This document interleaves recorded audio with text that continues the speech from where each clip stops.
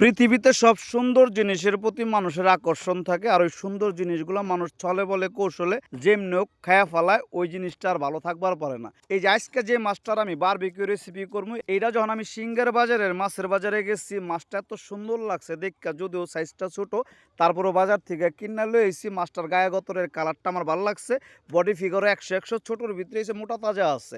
পরবর্তীতে এসে মাছটা বাসায় না খুব সুন্দর করেছে ফালা ফালা দিয়া, এটার ফুলকা মুলকা সব কিছু ফালাই দিয়া পাকনা পোকনা ডানা ডানা পেটের ভিতরে ময়লা পরিষ্কার করে একদম পরিষ্কার পানি দিয়ে ধুয়ে লইছিলাম। পানিটা ঝরানোর পর বারবিকিউ মশলাটা খুব সুন্দর করে তৈরি করে লইছিলাম।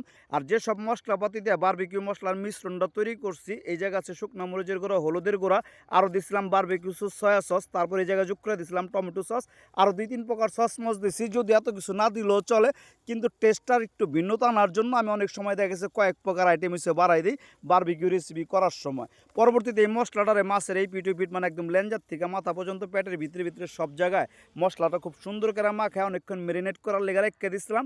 আর একটা মুড়ির টিনের তলার ভিতরে অনেকগুলো কয়লা জ্বালায় রাখছিলাম আগের থেকে। কয়লাগুলো যখন সবগুলো জ্বলা গেছে খুব সুন্দর করে, তখন এই মশলা মাখান না এই মাছটা একটা বারবিকিউ করার গেজেটের ভিতরে বইরা ওই কয়লার টিনের উপরে দিয়ে দিচ্ছিলাম। এই পিঠ যখন হালকা হালকা বারবিকিউ হয়েছে, তেল বিরাস করে দিচ্ছিলাম 2-3 বার করে। এই পিঠ করে যখন পুরোপুরি বারবিকিউ হয়ে গেছে, সুন্দর একটা কালার আর টেক্সচার হয়ে পড়ছে, যখন বোঝা গেছে উপরে হালকা একটু কালচে কালচে কালার হয়েছে, যখন মনে হয়েছে যে একদম পারফেক্টলি বারবিকিউ হয়ে গেছে, ভিতরে সব জায়গা একদম পরিপূর্ণভাবে হয়েছে, তখন হয়েছে ওই কয়লা রাখা মুড়ির টিনের উপরে থেকে বারবিকিউ করার গেজেটটা সরায় আস্তে করে মাস্টার এসে বাই করে খাওয়ানোর লেগে প্রস্তুতি লইছি।